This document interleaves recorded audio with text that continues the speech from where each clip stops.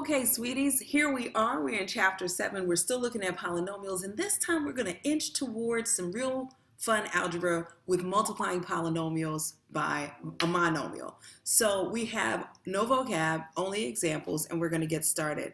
This is definitely something that you guys know about, and why I know you know this is because we've been all over the distributive property with two hands.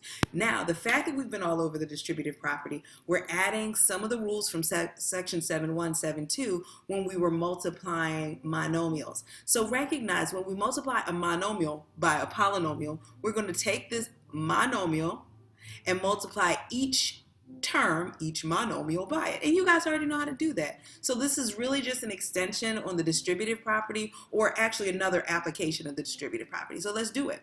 Negative 3x squared times 7x squared would give me, well, I'm going to multiply those regular numbers together, get a negative 21. X squared times x squared is going to be x to the fourth. This is a situation where I'm multiplying two numbers and I'm going with the same base and I'm adding their exponents. I'm going to do the same thing here.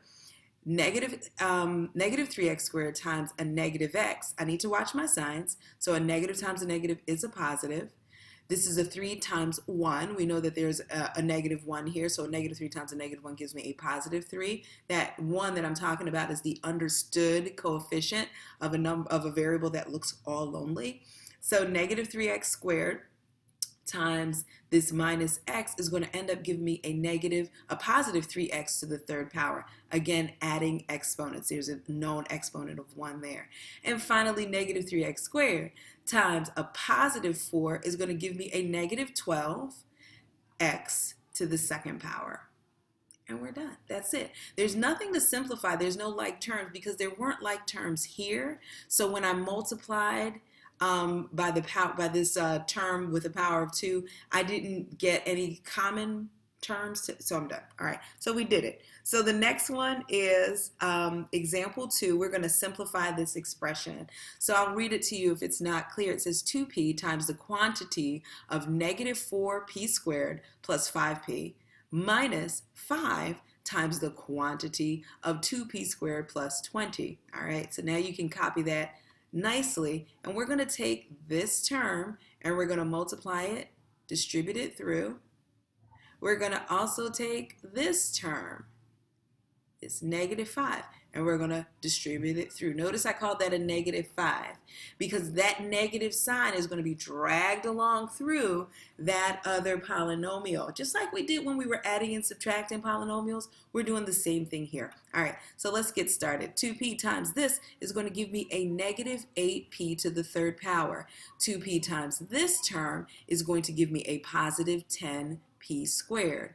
Now I'm going to take this negative 5 and I'm going to multiply it through here, and I'm going to get negative 5 times that 2 is going to give me a negative 10p squared. Okay, and this negative 5 times this positive 20 will give me a negative 100, right? With this in mind, I am going to join like terms together because here we see that we produced a term that has the same degree. So we have p squared that came from these two terms and a p squared term that came from these two terms. And look at that, they're additive inverses. So they actually go away, they kick each other out, and we have negative 8p to the third power minus 100. So these additive inverses added up to 0 because a negative plus a positive with the same value is going to be 0. And this is what we have. You like it? All right, let's look at this next one. Example 3.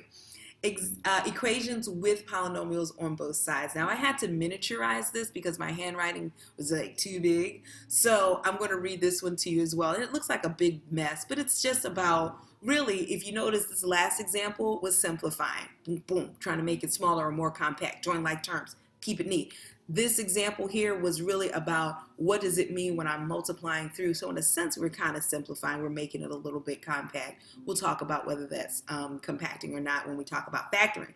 However, when I look at this over here, this has an equation. This particular math sentence has an equation. It's not just an expression.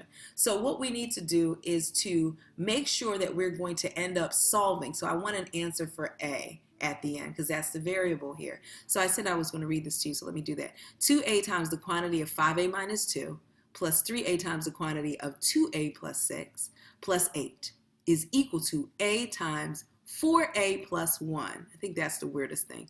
A times 4a plus 1 plus 2a times the quantity of 6a minus 4 plus 50. All right, so before you get nervous and say, we're going to get a squared, I don't know what to do with that, we really don't have a great handle. If you remember, we don't have a great handle on that as yet, but we will.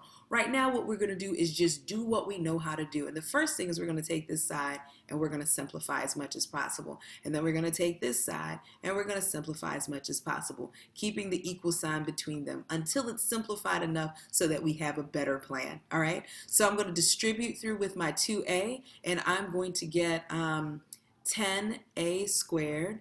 2a times a minus 2 is going to give me a minus 4a. Now I'm going to come over here, multiply the 3a times the 2a, and I'm going to get a positive 6a squared. And then here I'm going to get 3a times a positive 6, and I'm going to get positive 18a plus 8. All right, so that's pretty simple. Let's go over here and do the same thing. I'm going to distribute that a through, and I'm going to get 4a squared plus a. That's me, bop, bop. And then 2a times 6a gives me 12a squared. 2a times a negative 4 gives me a negative 8a. And then the plus 50. The reason why I added the 50 is because it is not a part of the parentheses, so I do not have to multiply it by 2a.